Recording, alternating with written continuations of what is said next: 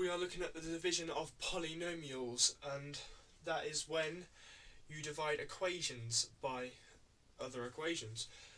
So I've got an example here. Divide x cubed minus 3x squared plus 6x plus 5 by x minus 2. So it's a cubic divided by a linear, and it tends to be the larger equation is divided by a smaller one. So this could also be divided by a quadratic bit. So we use this method. We lay it out like this. X plus 2 here, and this is called a divisor. You put your equation that you want to have divided in here, and this is called the dividend, and the answer at the top that you'll get at the end is called the quotient.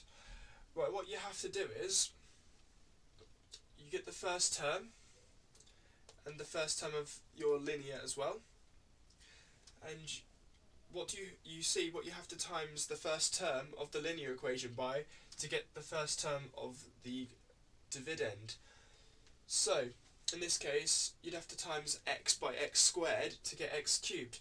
So you write x cubed here. Then you times the linear equation by this. So x times x squared is x cubed, which is what we wanted. And then minus 2 times x squared equals minus 2x squared. Right, now we take away these two terms from each other. So x cubed take away x cubed equals 0. So there's no term going to be here. Minus 3x squared take away minus 2x squared is minus 3x squared plus 2x squared, which gives us minus x squared.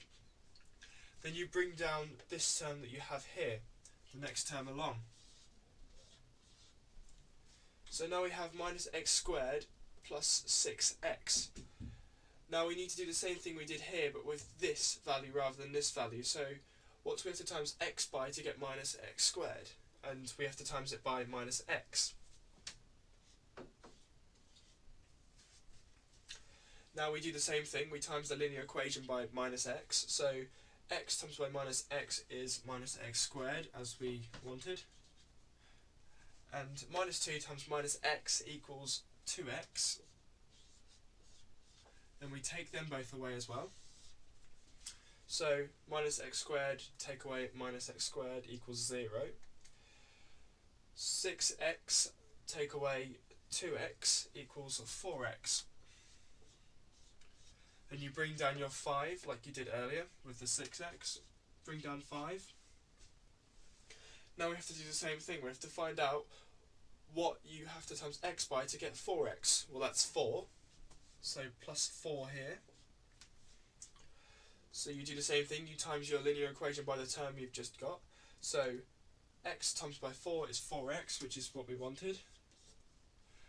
And then minus 2 times by 4 is minus 8. So we take that away. Well, 4x minus 4x equals 0. And 5 take away minus 8 equals 5 plus 8, which is 13. So in this case we have a remainder. So here is our divisor. Here is our dividend, here is our quotient, which is the answer in the end, and here is the remainder. I'll give another example in which you won't get a remainder at the end. The question is to divide 3x to the power of 4 minus 2x squared minus 1 by x plus 1. And as you can see, we are missing some terms. We are missing the x cubed term, and we're missing the x term. And to deal with this, we draw it out the same way, and then you put your dividend in, which is this equation. So 3x to the power of 4.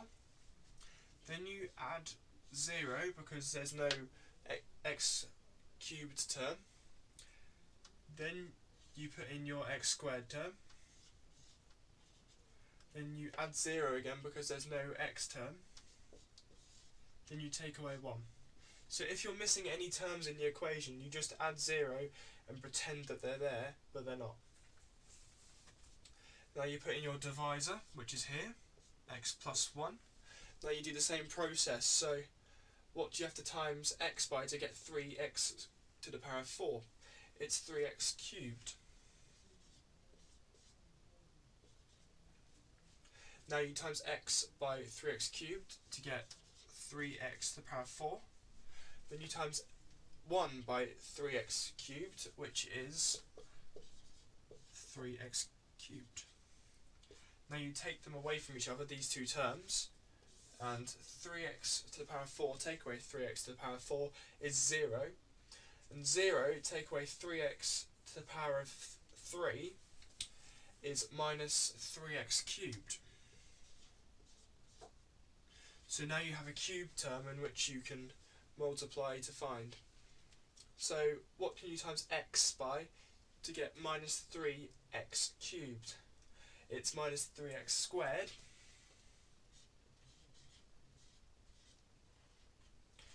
Minus 3x squared. Now you times x and 1 by minus 3x squared. So x times by minus 3x squared is minus 3x cubed. 1 times by minus 3x squared is minus 3x squared. And I forgot to bring this term down, so don't forget to do that like I did.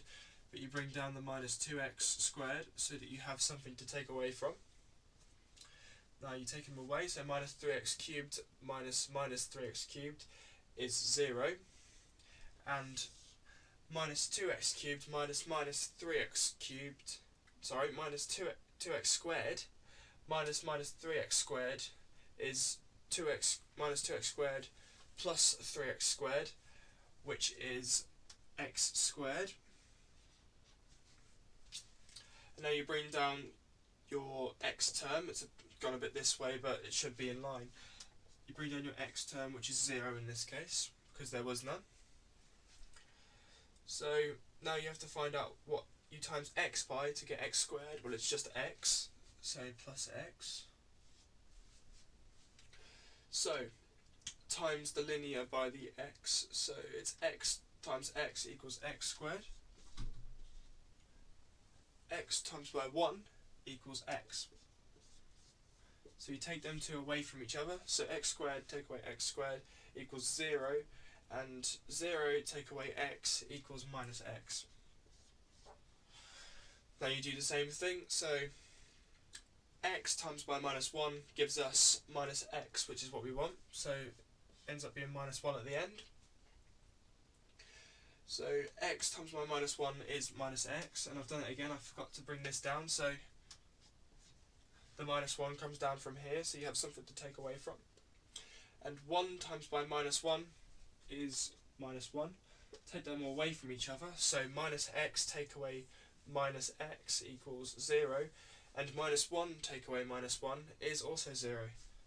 So we've shown that there's no remainder, and that means that this is a factor of it. And we can also write this out as, this is the quotient that we found, we can also write this out as 3x to the power of 4 minus 2x squared minus 1 is always equal to 3x cubed minus 3x squared plus x minus 1 times by x plus 1. And since there is no remainder, we can write it exactly like this, and it will always be equal to it. I'm going to show you one more example, which is a bit of an unusual example. The question is divide x cubed minus y cubed by x minus y. And you do this in the exact same way, just because there aren't any numbers in it. You still follow the same procedure, so you draw out a little bus stop and you put in your terms. There's no x squared term, so we have to add 0. There's no x term, so you add 0 again, and you've got your y term at the end, y cubed, and this is your dividend. Now you put in your linear equation, which is your divisor. so x minus y. Then we follow the whole procedure again. So what can we times x by to get x cubed? It's x squared, so x squared goes here. Then we times the linear by the x squared, so x times by x squared gives us x cubed, minus y times by x squared gives us minus x squared y. And then we take them away from each other, so these two cancel out, and minus 0 minus x squared y gives us x squared y, because two negatives make a positive. Then you bring down this term even though there was nothing there. And then what do we times x by to get x squared y? Well, it's xy, so you add xy. Then you do the timesing, so x times by xy is x squared y, and minus y times by xy gives us minus xy squared. You take them away from each other, so these two cancel out again. Minus xy squared is positive, so xy squared here, and you bring down this term, the y cubed. So bring that down, so what do you have to times x by to get xy squared? Well, it's just y squared. So then we times this, so x times by y squared is xy squared. And then minus y times by y squared is minus y cubed. Then you take them away from each other, well, these two cancel out, and the y cubes also cancel out, so you're left with 0 at the end. So you've got your quotient at the top, and another way of writing this, as I showed you a minute ago,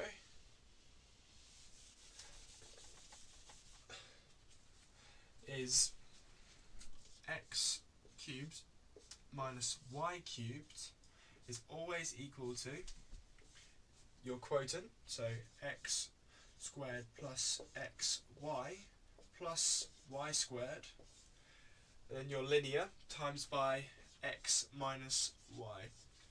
So I hope you understand division of polynomials by now. It's just dividing equations by each other.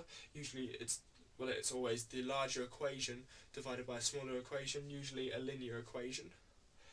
And I hope you enjoyed the video.